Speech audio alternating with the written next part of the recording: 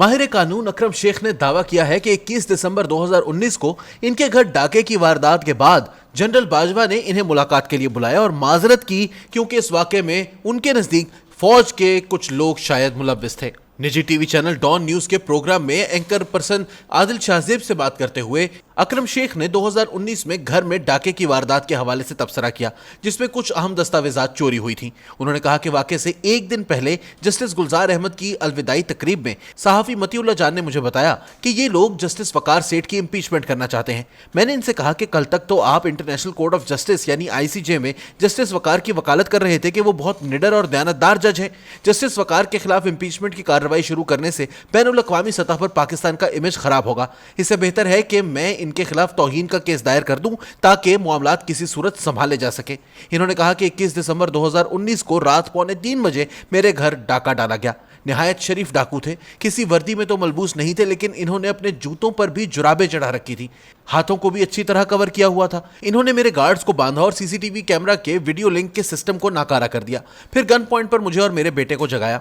अकरम शेख ने कहा कि जो लोग डाका डालने आए थे, मैंने उनको कहा कि आप ऐसे वक्त आए हैं कि जब मैं तहज्जुद के लिए उठता हूं, मैं वजू करके नमाज पढ़ लूं, आप तब तक तलाशी ले लें, जो आपको मिलता है ले जाइए। वो कोई अच्छा शख्स था, इसने मुझसे ये दरख्वास्त की कि आप हमें बद्दुआ ना दीजिएगा। आज के दौर में कौन सा ऐसा डाकू हो सकता है जिसको अपनी आखिरत की इतनी फिक्र हो कि वो मुझे तहज्जुद पढ़ने दे और दरख्वास्त भी करे कि हमारे लिए बद्दुआ ना कीजिएगा। सवाल किया गया कि जब जनरल बाजवा ने कहा कि कुछ लोग हैं तो वो तो कोई भी हो सकता है, आप इतने यकीन से कैसे कह सकते हैं कि वो फैज हमीद ही थे। इस पर अकरम शेख ने कहा कि वो खत का लिफाफा देखकर इसका मजमून भांप लेते हैं। तर्ज गुफ्तगू, अंदाज़े तकल्लुम, मुलाकात से आदमी को पता चल जाता है कि कौन है। इन्होंने मजीद कहा कि डाका पड़ने के बाद जनरल बाजवा ने एक मारूफ और काबिल एहतराम आलिम दीन के तवस्सुत से मुझे खाने पर मदऊ किया। 24 दिसंबर को आर्मी हाउस में बुलाया गया। करीबन 3.5 घंटे की नशिस्त हुई। खाने की नशिस्त पर जनरल बाजवा ने कहा कि आपके साथ जो ज्यादती हुई मैं इस पर माफी चाहता हूं, क्योंकि मैं इदारे का सरबराह हूं और आपके साथ जो हुआ हमें सरसरी सा अंदाजा है कि शायद इसमें कुछ ऐसे लोग मुलव्विस हैं जिनका ताल्लुक हमारे महकमे से है।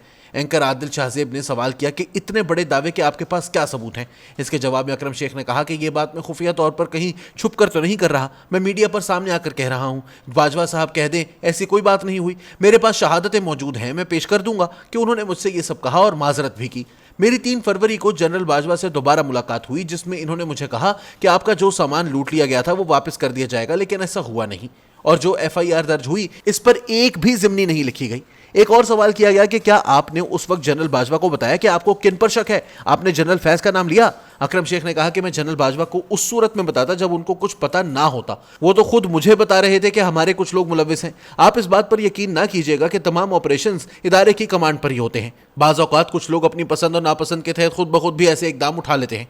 बाद अज़ां आदिल शाहजेब ने अपनी एक ट्वीट में लिखा कि जनरल बाजवा और अकरम शेख की मुलाकात के बारे में एक शख्स ने फ़ोन करके मौक़िफ़ दिया है कि मैं इस मुलाकात में मौजूद था। जनरल बाजवा ने अकरम शेख से मुआफ़ी नहीं मांगी बल्कि तहकीकात का वादा किया और कहा कि अगर इनका कोई इदारा इनके घर में डाके में मुलव्विस पाया गया तो वो इनके खिलाफ ज़रूर कार्रवाई करेंगे।